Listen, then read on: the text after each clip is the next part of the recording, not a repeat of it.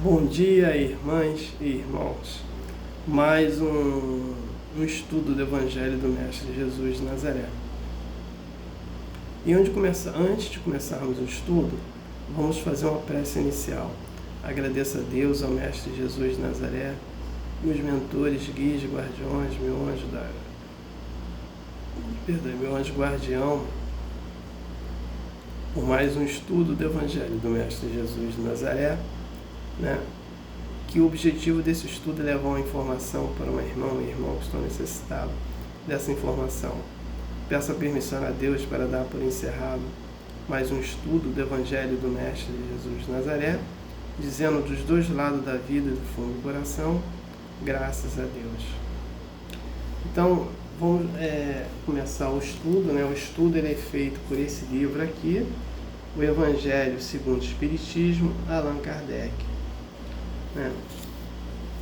Então vamos lá, capítulo 19, a fé transporta as montanhas. Então, após eu terminar a leitura, eu vou fazer um comentário, após o comentário, prece final. Então vamos à leitura. A fé religiosa, condição da fé inabalável. Item 6. Do ponto de vista religioso, a fé é a crença dos dogmas particulares que constituem as diferentes religiões. Todas as religiões têm seus artigos de fé. Sob este aspecto, a fé pode ser raciocinada ou cega.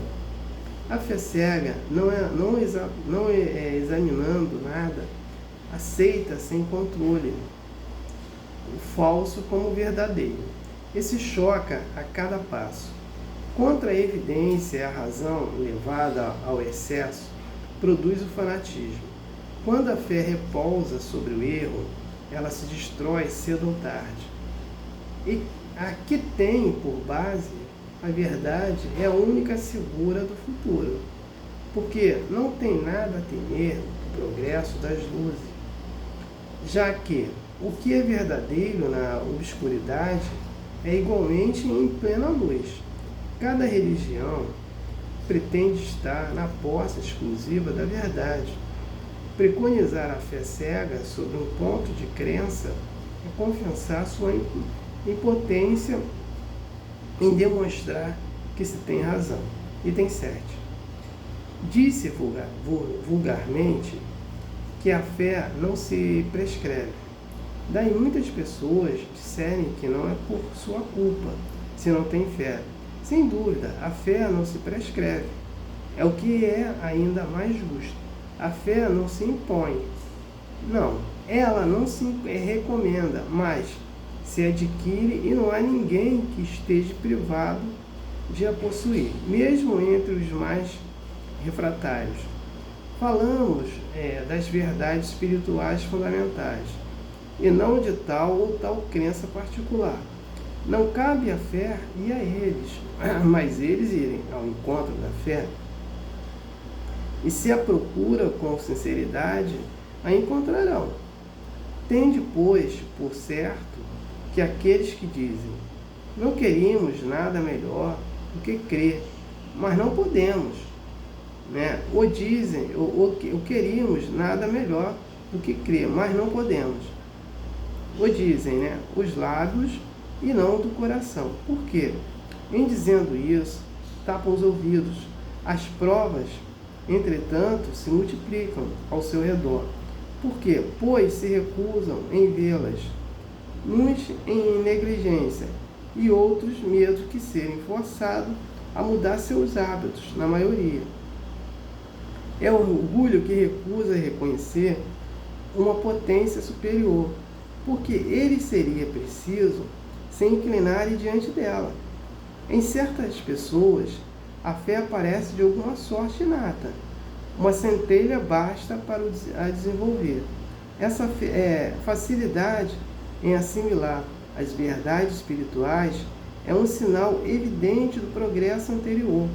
Em outros, ao contrário, elas não penetram senão com dificuldade. Sinal não menos evidente de uma natureza atrasada. Os primeiros já creram e compreenderam trazem ao renascer a intuição do que sabiam. Sua educação está feita. Os segundos têm tudo a aprender. Sua educação está por fazer. Ela se fará, e se não ficar concluída nesta existência, o estará em uma outra. A resistência do incrédulo, é preciso nisso convir, prende-se frequentemente menos a eles do que a maneira pela qual se lê.